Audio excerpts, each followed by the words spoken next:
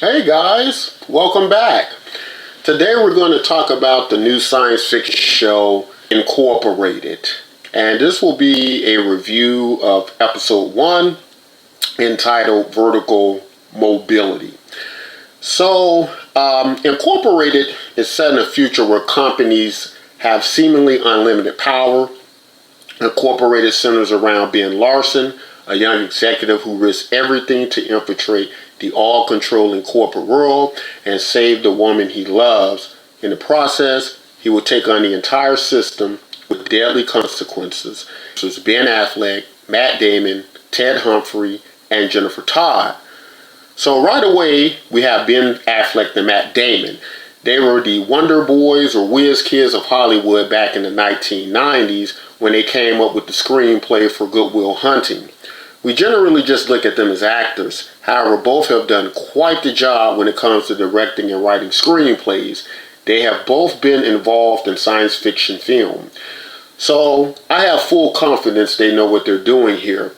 When we get into the show, we're first introduced to a place called the Green Zone. The Green Zone is more of the perfect future we imagine. Now the show takes place in the year 2074, so a lot of things are modeled after an advanced technological world we may imagine. So you have advances in transportation, medical science, plastic surgery. Food seems to be mostly synthetic, and actual food being hard to get or quite expensive. The Green Zone looks very sterile, very clean. However, there are a few things politically vastly different. Corporations pretty much run the world. They tell senators what to do. They literally have the control or have the control of the government. And due to climate change, things are getting worse and it looks like a more bleak future. Everyone has to live around the Great Lakes. And they try to sneak into Canada, which has become more favorable to live. So Canada has created a big wall to keep illegal Americans out. So the show is just full of walls and barriers and separations of groups of people to the extreme level.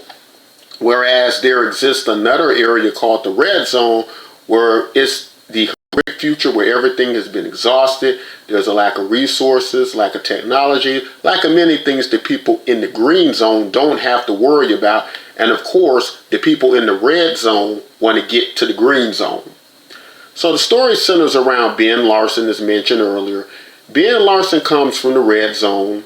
He infiltrates his way into the Green Zone. And as the show opens up, we're getting flashbacks to his past. However, this is just episode 1, so they aren't letting us know how he got into the Green Zone yet. So first, I just want to try to paint a picture of the feel of the place. It does give me a feeling like films I've seen or other idea futures imagined, such as Gattaca. You know, Gattaca is one of these places where you have classes where certain people aren't considered as good as others, so they are divided literally from certain groups. Elysium, the movie which starred Matt Damon, same premise. And the overall feel has a kind of Blade Runner-esque type feel as far as the future looks. So if you're a real science fiction junkie, you're going to love the scenery.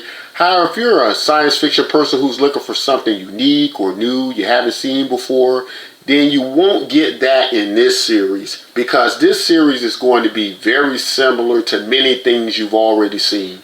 So again, we don't know how the main character Ben gets into the Green Zone. However, we do know one of his motivations in particular, and that he's trying to find a woman he loved from his past. Apparently, she was either taken by force or choice to the Green Zone, but to serve as a high-end escort, only available to certain high-level executives with a certain clearance level. So Ben has been moving up the corporate ladder, trying to get to this point so he can get back his lost love. At the moment, he is married to a woman he met from the Green Zone, whose mother owns the corporation he works for. So not sure how this is going to work out, if it's going to be a love triangle. However, the show is giving us very limited bits and pieces. So, corporate security is very important, and if one infiltrates a company or compromises it through espionage or what have you, the consequences are generally seen to be fatal or very bad. So the head of security is played by the president from 24, or the guy who plays the Allstate commercials. He does a great job as a very threatening security chief. And the thing about being security chief of corporations that literally and politically control the world and have their own armies and power, he's more like the Secretary of War or commander of the Joint Chiefs of Staff. So our main character is seemingly, it's pretty clear he's going to have to go toe-to-toe with the corporate security chief. And as mentioned, he's quite intimidating. And although it's not quite shown what he does with people he interrogates, it's not hard to understand it's something very bad, worse than being in the red zone.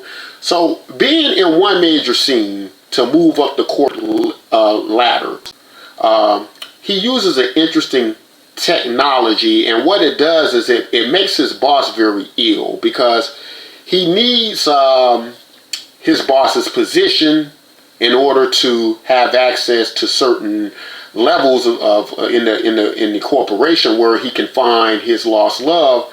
And so he needs to get his boss out of the office so he can frame him with incriminating evidence to get him fired, which may in this future mean him dying or being lobotomized, because when you make a mistake in this future or in these corporations, it's not good. We really don't know as of yet. However, the technology he uses is using some type of wave of technology, like it's emitting some type of wave. He has to wear these earphones, and so it's working well. His boss keeps getting sick, having to go to the restroom, but in the process, his earpiece malfunctions, so he becomes very ill as well, meaning Ben, and he barely is able to get the incriminating data put on his boss's computer before he returns. So it's a well done scene. It was pretty edge of your seat type stuff.